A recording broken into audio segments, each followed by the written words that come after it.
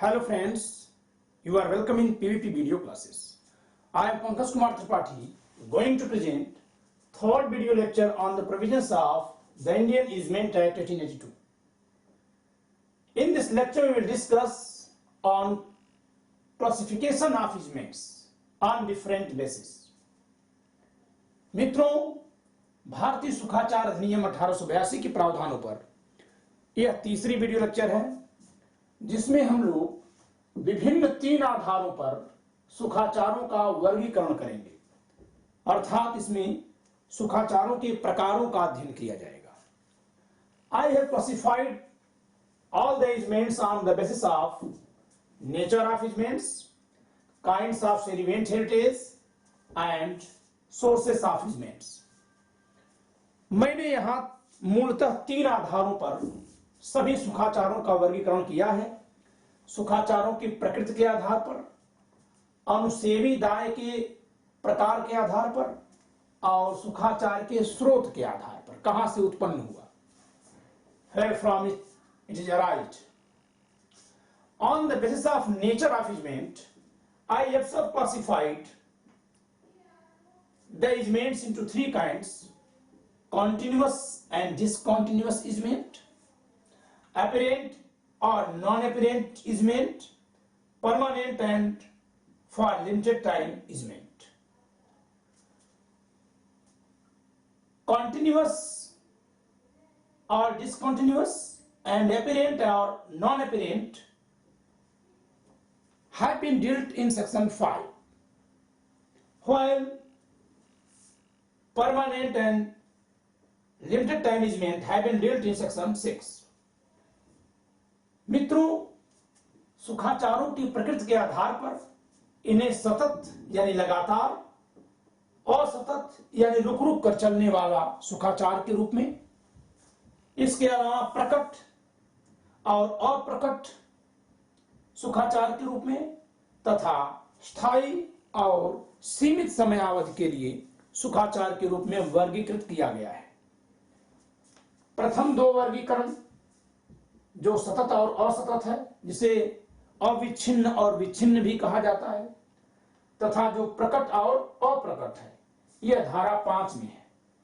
अधिनियम की धारा 5 में इन प्रकारों का उल्लेख है, जबकि स्थायी और सीमित समय के लिए सुखाचार का वर्गीकरण धारा 6 में किया गया है. इसके अलावा अनुसेवी दाय की प्रकृति के आधार पर धारा 4 के विश्लेषण से, जैसा कि मैंने दूसरे वीडियो लेक्चर में किया भी है, सुखाचारों को लोक सुखाचार और प्राइवेट सुखाचार में वर्गीकृत किया जा सकता है. जिस भूमि पर सुखाचार भारित होता है, यदि वह किसी व्यक्ति विशेष की भूमि है तो ऐसा सुखाचार प्राइवेट सुखाचार होगा, और यदि वह भूमि पब्लिक है और उस पर और भी कई लोगों के सुखाचार हैं तो उसे लोक सुखाचार या पब्लिक सुखाचार कहा जाएगा. If the sediment heritage is a property in the possession of a specific person, then the easement imposed on that property, burdened on, charged on that property, shall be called as private easement. It means it would be an easement against that person. While if the property is a public property and more than one person have right to easement over that property, then the easement shall be called as public easement. Like right to Holika Dahan, right to keep the ferry of Tajia, these are public easements. Holika दहन करने का जो अधिकार होता है किसी सार्वजनिक संपत्ति पर, जमीन पर, वह सबका सुखाचार है, किसी एक का नहीं बल्कि सबका है. इसी प्रकार ताजिया का जुलूस जहां रखा जाता है वो एक समुदाय के सभी लोगों का, उस गांव के सुखाचार है. ओके.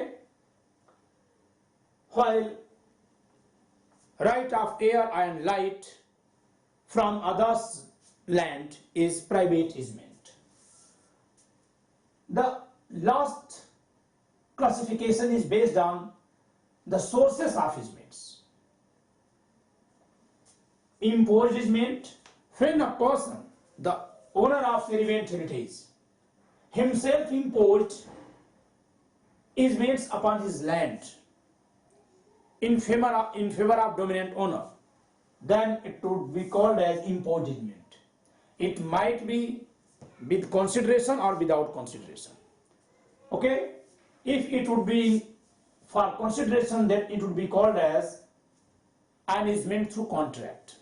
ओके, अधिरोपित सुखाचार, यदि कोई व्यक्ति अपनी ही संपत्ति पर दूसरे के पक्ष में सुखाचार का अधिरोपण करता है तो इसे हम अधिरोपित सुखाचार कहते हैं। ऐसा वह प्रतिफल के बदले में कर सकता है या बिना प्रतिफल के भी।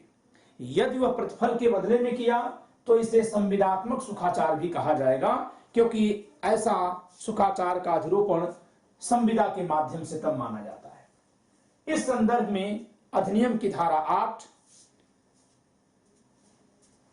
चर्चा करती है और धारा 8 से 12 इससे संबंधित है। Section 8 deals this kind of easement and section 8 to 12 are related with this kind of easement. While easement of necessity, आवश्यकता का सुखाचार, easement of necessity have been provided in section 13 clause A, C and E. While quasi easement have been provided in section 13 clauses B, D and F. It means both kinds of easements have been dealt in section 13. आवश्यकता का सुखाचार और अर्ध सुखाचार, ये दोनों ही धारा 13 में है। खंड क, ग और अंग आवश्यकता के सुखाचार से संबंधित है, जबकि खंड ख, घ और च अर्ध सुखाचार या सुखाचारों के सदृश अधिकार से संबंधित है। Acquisition of easement by prescription have been dealt in section 15 and section 16 and 17 are also related with this kind of easement. Okay, while customary easement have been dealt in section 18.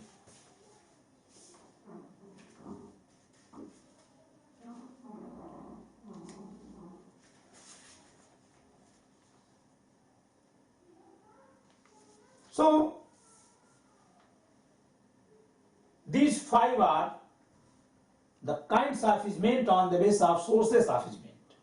ये जो 5 प्रकार के सुखाचार हैं, अधिरोपित या संविदात्मक सुखाचार, आवश्यकता के सुखाचार, अर्ध सुखाचार, चिरभोग द्वारा अर्जित सुखाचार, by prescription, by enjoyment of the right for 20 or more years, more than 20 years. Okay, 20 या अधिक वर्षों तक अगर किसी सुखाचार का बिना किसी अवरोध के उपभोग किया गया तो चिरभोग द्वारा अर्जित सुखाचार माना जाएगा, धारा 15। और रूढ़िक सुखाचार धारा 18। रूढ़ या प्रथा के आधार पर जो सुखाचार प्राप्त होते हैं वह धारा 18 में है।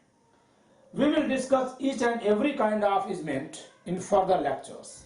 Okay, we have discussed public easement and private easement in second video lecture. So here we have to discuss only these kinds of easements. हम लोग इन सभी प्रकार के सुखाचारों का अध्ययन आगे के व्याख्यानों में करेंगे, जबकि लोक सुखाचार और व्यक्तिगत सुखाचारों का विश्लेषण दूसरे वीडियो लेक्चर में हो चुका है। अर्थात इस वीडियो लेक्चर में हमें सतत असतत, प्रकट अप्रकट, अस्थायी और सीमित सुखाचारों का ही व्याख्यान करना है, इसे ही समझना है। Okay, so let me discuss section 5. Section 5 read as easements are either continuous or discontinuous, apparent or non-apparent. Okay, सुखाचार सतत या असतत, प्रकट या अप्रकट होते हैं। A continuous easement is one whose enjoyment is or may be continual without the act of man. No need of act of man is required to enjoy this kind of easement. then it would be considered as continuous easement. Like right to support from others' land. If I have made a building at the last of my boundary, my building and its roof is supported by the other's land. I have nothing to do for getting support from others' land. This is continuous easement. Okay? सतत सुखाचार वो है जिसके लिए किसी मनुष्य को कुछ करने की जरूरत नहीं है, क्योंकि अगर मनुष्य के करने की जरूरत होगी तो जब वो करेगा तभी होगा, जब नहीं करेगा उस समय नहीं होगा। तो सतत सुखाचार वह सुखाचार है जिसके उपभोग के लिए किसी मनुष्य द्वारा कुछ किए जाने या किए जाते रहने की जरूरत नहीं है। जैसे कि यदि मैंने अपने भवन का निर्माण अपनी जमीन के आखिरी छोर पर किया है, तो मेरी भवन की नींव को दूसरे पड़ोसी के मिट्टी से जो सपोर्ट मिल रहा है, जो सहारा मिल रहा है, वो भी एक सुखाचार होता है। जैसे ही मैं अपनी जमीन के आखिरी सिरे पर अपना घर बना देता हूं, दीवार खड़ी कर देता हूं, मुझे एक सुखाचार मिल जाता है कि अब मेरा पड़ोसी अपने जमीन के आखिरी हिस्से पर खुदाई नहीं कर सकता। Whenever I made a wall or a building or construction at the end of my boundary, I get an easementary right against the land of neighbor,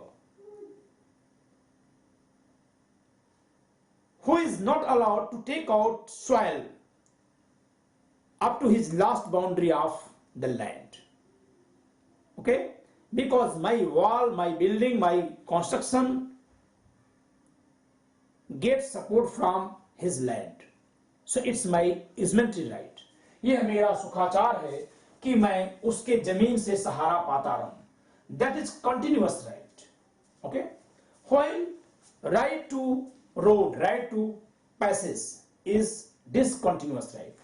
Whenever I enjoy that right, only that time it would be in operation. Otherwise, it is sleeping. So it is discontinuous right. Because to enjoy right of road, a man have to go through that road. So for enjoyment of that right, an act by human being is required. So this is discontinuous right. A discontinuous easement is one that needs the act of man for its enjoyment. और सतत सुखाचार वह सुखाचार है जिसके प्रयोग के लिए किसी व्यक्ति द्वारा कुछ किए जाने की जरूरत है, यानी जो उसका उपभोग करना चाहता है उसके लिए उसे कुछ खुद करना पड़ेगा। मार्ग का अधिकार हमेशा असतत सुखाधिकार है, सुखाचार है, क्योंकि मार्ग के सुखाधिकार के प्रयोग के लिए जिस व्यक्ति को सुखाधिकार मिला हुआ है उसे खुद उस मार्ग से होकर जाना पड़ेगा, आना पड़ेगा, तभी वो सुखाचार का प्रयोग करेगा। जिस समय वो जा रहा है उस समय उसका अधिकार प्रवर्तित हो रहा है। जैसे वो जाना बंद कर दिया या जैसे ही वो अपने घर पहुंच गया, इस समय उसका अधिकार स्लीपिंग मोड में आ गया। ठीक है, तो इसे असतत सुखाचार कहते हैं। Apparent and non apparent. Apparent का मतलब देखते हैं परिभाषा में क्या लिखा हुआ है। An apparent easement is one the existence of which is shown by some permanent sign, which upon careful inspection by a competent person would be visible to him, while a non-apparent easement is one that has no such sign. प्रकट सुखाचार वह है जिसका अस्तित्व किसी ऐसे स्थायी चिन्ह से दर्शित है जो किसी सक्षम व्यक्ति द्वारा सावधानी से देखने पर उसे दिखाई देगा। अप्रकट सुखाचार वह है जिसका ऐसा कोई चिन्ह नहीं है। अब हम इसको देखते हैं।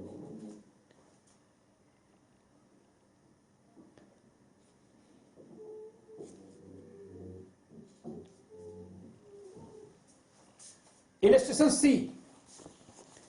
Rights annexed to A's land to lead water thither across B's land by an aqueduct, careful inspection by a person conversant with such matters, these are apparent easement. ख की भूमि पर से एक मोरी द्वारा उधर जल ले जाने और वहां से नाली द्वारा जल निकालने के लिए क की भूमि से संलग्न अधिकार। किसी भी ऐसे व्यक्ति द्वारा जो ऐसे मामलों में सुपरिचित है, सावधानी से निरीक्षण करने पर उस नाली का पता चल सकता है। यह प्रकट सुखाचार है। डोमिनेंट हेरिटेज के ओनर का ये डोमिनेंट हेरिटेज है। इनके अपने घर से नाली ले जाने का इस दूसरे पड़ोसी की जमीन से अधिकार है। ये नाली ऊपर से कवर्ड है, तो भी यदि इसका निरीक्षण किया जाए तो ये दिखाई दे जाएगी, सुखाचार के प्रयोग का चिन्ह दिखाई देगा। इस नाते यह प्रकट सुखाचार है, भले ही ढका हुआ है। ऐसे यहां खिड़की लगी हुई है, खिड़की से राइट दिखाई दे रहा है कि यहीं से हवा और रोशनी का अधिकार रख रहे होंगे। So right to get light and air is always with a sign, okay, easily to be detected because there must be a window, okay. So these are apparent easement. While right to path, there is no road constructed there, so it is not apparent right. Right to get support from others land, right to get support from others land, this, okay. The building is supported from others land, by others land, so this easement is non-apparent easement. जो दूसरों की जमीन से सहारा पाने का अधिकार है वो दिखाई देने वाला सुखाधिकार नहीं है, इस प्रकार वो अप्रकट है, okay.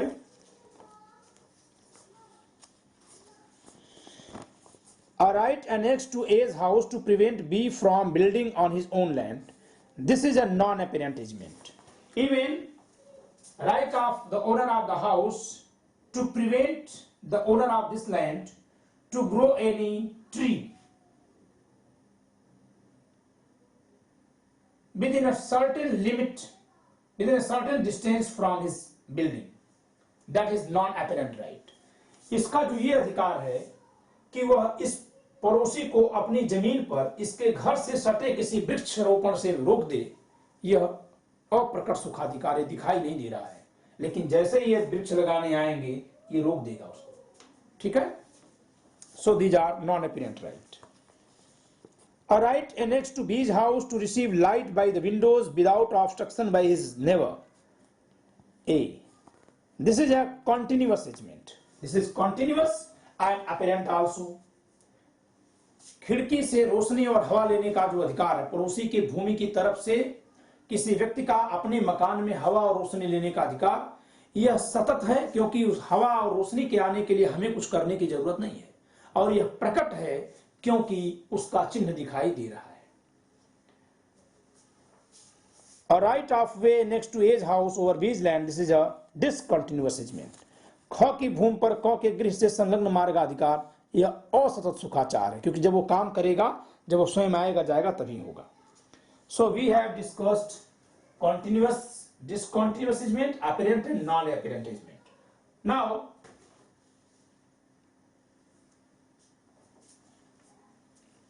continuous and discontinuous easement have been mentioned in section 47.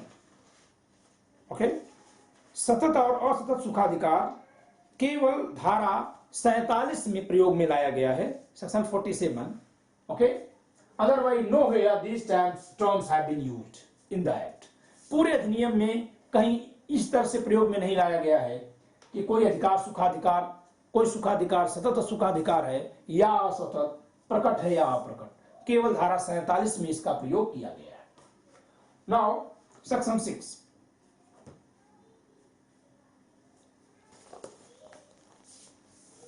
An easement may be permanent or for a term of years or other limited period, or subject to periodical interruptions, or exercisable only at a certain place or at certain times or between certain hours or for a particular purpose, or on condition that it shall commence or become void or voidable on the happening of a specified event or the performance or non-performance of a specified act. It means it would not be only permanent and or for limited period, but it would be permanent and contingent also, conditional also. Okay, कोई सुखाधिकार स्थायी भी हो सकता है और सीमित भी। जो सीमित होगा वह शर्तों पर सीमित होगा या पूर्व निर्धारित समय अवधि के लिए ही होगा। ऐसे में एक और सेक्शन यहां पढ़ना उपयोगी है। Another section is important here, that is section 40। if an agreement is for limited period,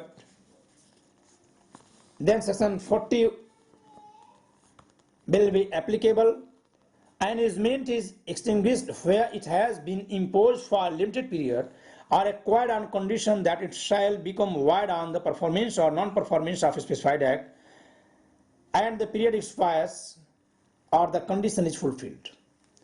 okay, जब कोई सुखाचार सीमित अवधि के लिए है या किसी शर्त पर है कि वह घटना नहीं घटेगी तो समाप्त हो जाएगा, तो ऐसी सीमित अवधि में की दशा में अवधि के समाप्त हो जाने पर समाप्त हो जाता है, या जहां इस शर्त पर है कि कोई घटना नहीं घटित होगी तो समाप्त हो जाएगा, या कोई घटना घट जाएगी तो समाप्त हो जाएगा, तो शर्तानुसार उस घटना के घटित हो जाने पर अथवा घटित न होने पर समाप्त हो जाएगा। यानी इसके साथ धारा 40 को भी देख लेना चाहिए। ओके,